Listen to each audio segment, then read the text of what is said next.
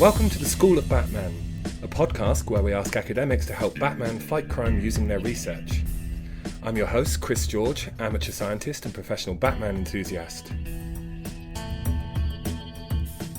In today's episode, we'll be discussing the case of the mysterious message. We're pleased to be joined by Lauren Gaughan, who has a PhD in linguistics at the University of Melbourne and is currently a postdoctoral research fellow at La Trobe, looking at evidentiality and gesture.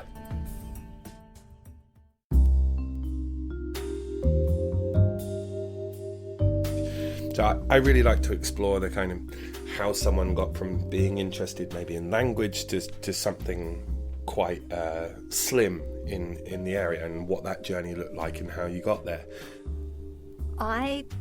This is a story that I often like to tell my own undergraduate students, but I took linguistics to fill a timetable requirement. When I was an undergraduate, I had a friend who thought it sounded pretty interesting, and I knew some people who had studied linguistics, but I didn't really know what it was. And then by the end of that first year subject, I was like, yes, this is the most fascinating thing, to pull apart language instead of trying to learn one particular language, looking across a whole range of languages and understanding how language works and how people use it. And from then on in, I took as much linguistics content as I could in my undergraduate degree. So I don't think it was too much of a surprise to me when I decided to keep working on language in a research capacity. So it was really just the luck of finding the thing I was interested in because it filled a Tuesday morning timetable slot.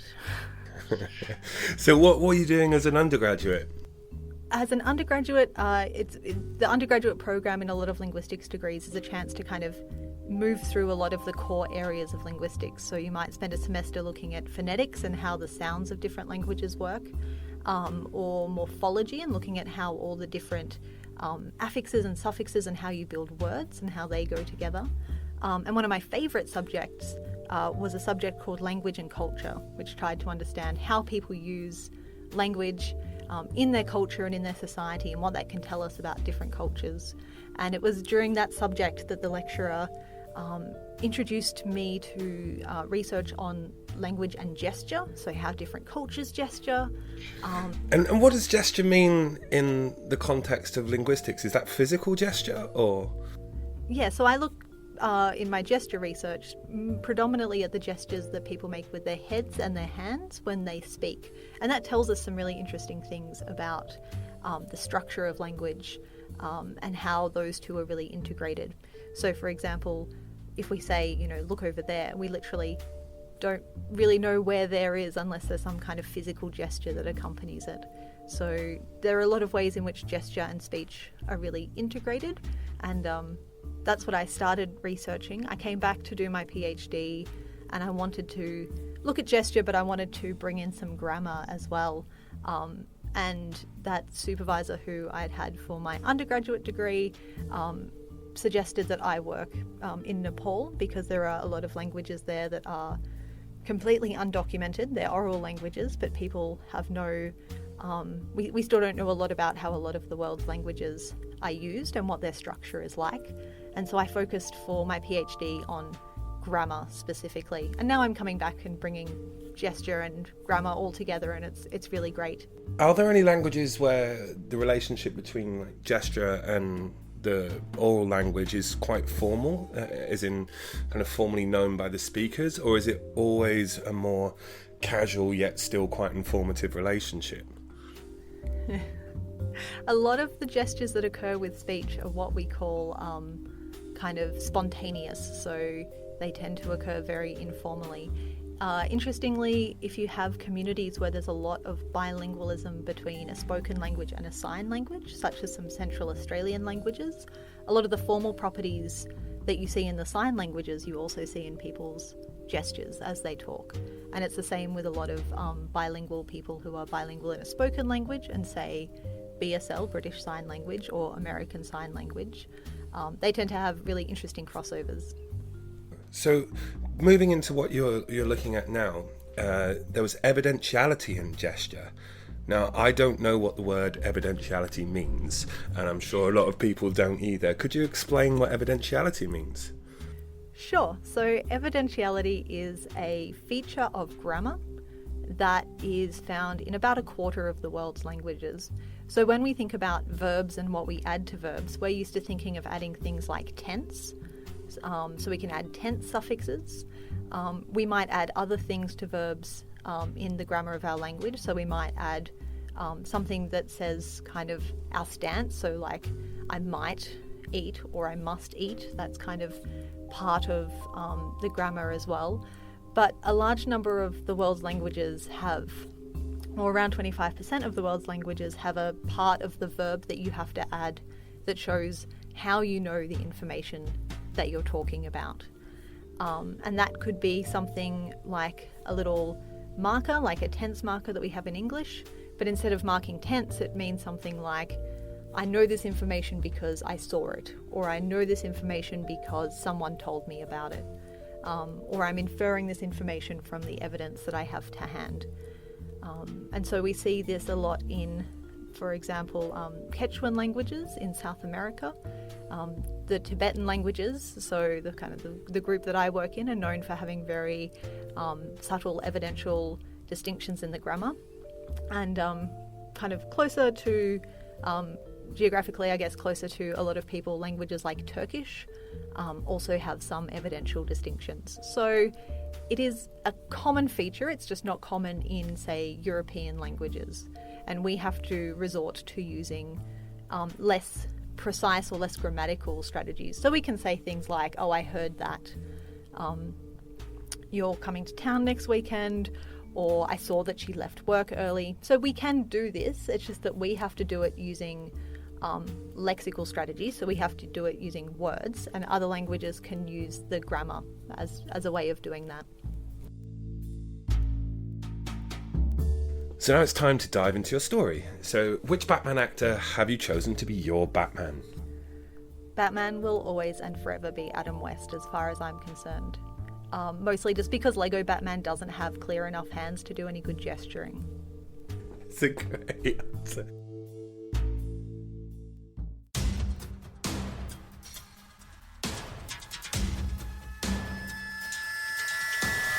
Bruce Wayne is high in the Tibetan mountains, training with Ra's al Ghul in the League of Shadows. It's been long and it's been grueling, but the Bruce Wayne who entered this place is not the Bruce Wayne of today. He has learned much both physically and mentally. A solitary meditation session is dramatically interrupted as a messenger rushes to inform him of something. The man, speaking fast, desperately tries to tell him something. As Bruce begins to unpick the words, only recently beginning to get a grasp of the local dialect, it slowly dawns on him what is being told. Bruce's butler and father figure, Alfred, is dead, killed by the Joker. So, we've talked a little bit about evidentiality and about how you know things. And Bruce, unfortunately, smart as he is not an expert in the local dialect. So we are all hoping desperately that Alfred is definitely not dead. Is there any way he couldn't be not dead? Well, it really depends on what evidential the person who's come up to tell Bruce Wayne the information has been using. So if he was maybe a little bit more fluent, he could be listening for those verbs at the end of the sentence to let him know what evidence the person has for what they're saying. It may turn out that this person is using an evidential form that means something more like, I heard that he's killed. Oh, what's the butler's name? I'm so good at this. Alfred. It may be that he's using a form like, I heard that the Joker's killed Alfred. So this person doesn't have that kind of direct witnessing evidence for this information. Or it may be that he's using something like the inferential. So this person may have inferred, because there's signs of a struggle and blood on the ground, that Alfred has been killed by the Joker. So paying attention to what evidence someone has can give you insights into their knowledge and help you better understand what knowledge they're using to tell you the information that they're telling you. I'm still struggling a bit to get my head around evidentiality. Could you give us some examples of the same idea in English where you go through some different I don't know, evidential is the term, but where you take something like, Bruce Wayne is rich. So take us through some different ways that you could say that depending on how you know that. So if I were speaking a language with an evidential system, and different languages encode different things, but let's say we're speaking one with a very large set of evidential distinctions. A lot of the Amazonian languages that have evidentials can have up to 5 different distinctions. So you might say something like, Bruce Wayne is rich, and use the form that means I know because I saw the large amounts of gold that he has. So I have direct visual evidence. I saw his bank balance. I know that he's rich. I have direct evidence of that. You could say... Would that be evidence that you have to have, like, physically verified? Yeah, you have to have seen it yourself. These languages sometimes distinguish between things you've seen and things you've heard. So you may have just heard him walk into his very large vault and Scrooge McDuck style throw coins around. So you heard that he's very rich. You may know this because you infer it because he drives a very nice car and he works in a very big building. It may be that he's completely bankrupt, but we infer from the car and the building that he's very rich. So that's an inferential. And then we can have, I heard that he's very rich. I know someone who works in a bank who's telling me on the lowdown that he's very rich. Or it may be something that we all know through kind of a generally publicly known fact. So everyone knows, I have a feeling that if English were an evidential language and we were talking about Bruce Wayne, we would use the general public knowledge, general fact evidential that Bruce Wayne is rich. Right, so we have to use quite a lot of words to get over some of those ideas, or there's like ambiguity in our sentences. And as you're talking me through that, it's making me think quite how unclear some of the things that you say that then require follow-up in English actually are. So how would that look?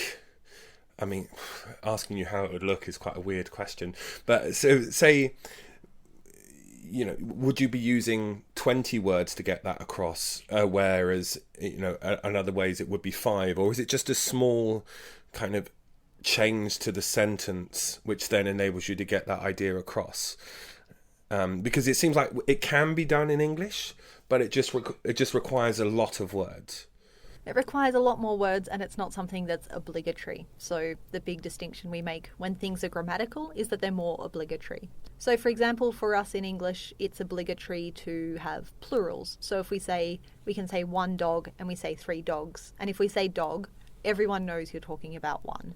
Whereas in other languages, they get by quite fine without that plural marker. And as English speakers, we find it very weird. We're like, but how do you know if it's one Batmobile or a fleet of Batmobiles? How could you know? And these speakers are like, well, it's fine. We get by perfectly well. And I think that's probably how evidential language speakers feel about English. They're probably like, but don't you just feel like all of your sentences are kind of half finished?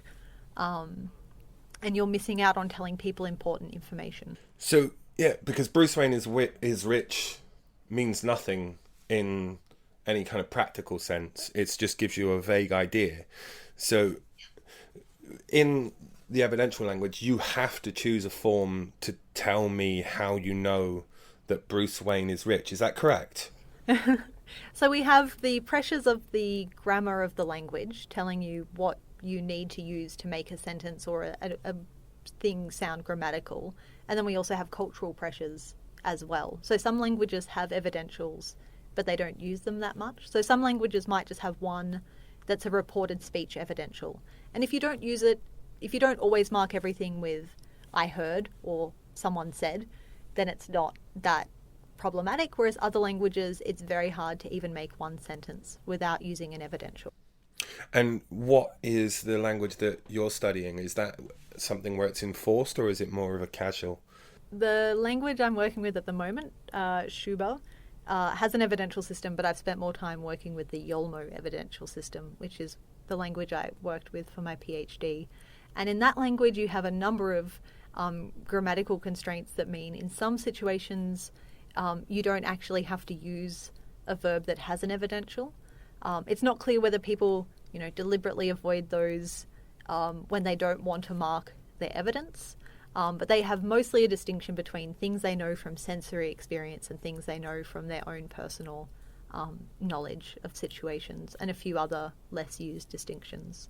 So this may require a very subjective answer, but do you have an opinion on why some languages evolve evidentials and some don't? Because it seems like a really huge thing in how social groups interact with each other, whether this is present or not. It seems odd that some do and some don't. Do you have any thoughts? There is some discussion, and it sometimes feels a bit chicken and egg, but there is some discussion about whether there are particular social attitudes towards knowledge and ownership of knowledge that may create situations in which evidentials are much more likely to be preferenced.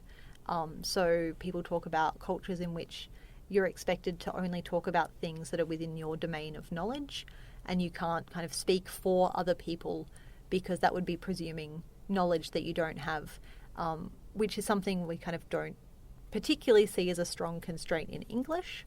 And so perhaps that makes it easier for us to get by day to day without thinking about this. Of course, it's a bit chicken and egg because it's possibly that having this kind of grammatical system makes you pay attention to that kind of ownership of knowledge and whether you have the right to use a particular evidential in a particular circumstance. So what kind of social constraints encourage these kind of evidential structures, or what kind of things people focus on because their language is an evidential language can be quite hard to tease apart, but they're certainly important questions that people are beginning more and more to try and answer. Are there any major languages which have enforced? When I say major, I mean a lot of people use them that have enforced evidentials. So Turkish is an obvious answer there. There is a perception of inference evidential that occurs in Turkish. Nepali is the language of Nepal. It's where I work, and they have a reported speech evidential. It's an Indo-Aryan language, which is very closely related to languages like Hindi, and it's part of the Indo-European family, but it's developed this one grammatical evidential. So there are some major languages. There are some people that argue that particular constructions in German, which I don't know, so I'm not going to actually really answer this question in a way that you want it answered. There are a few languages that have some strategies.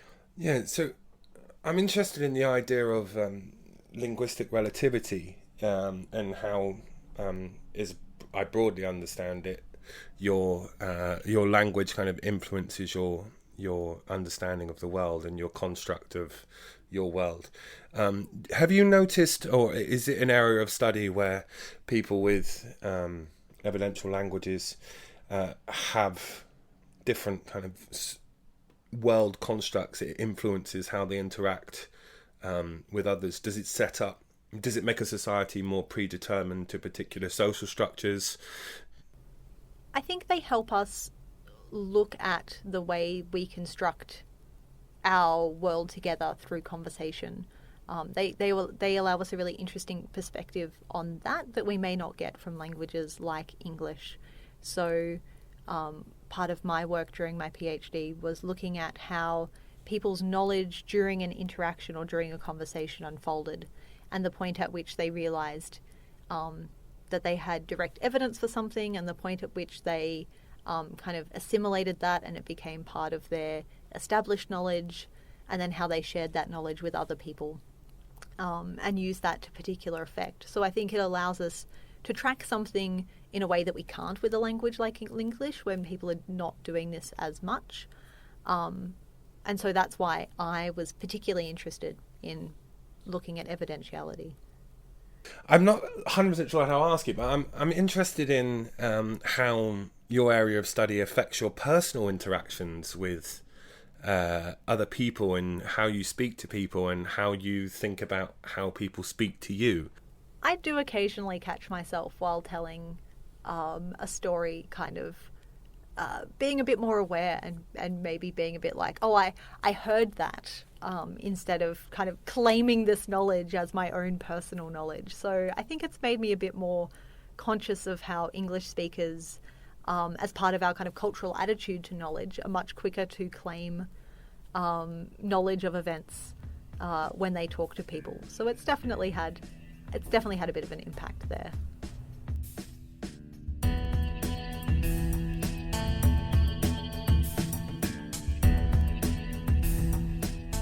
So in summary, the news, whilst not good, is not final.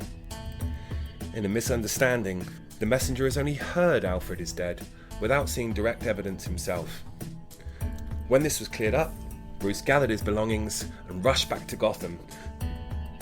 So that's all for now. Thanks for listening, and thanks to Lauren for joining us. Thanks for having me.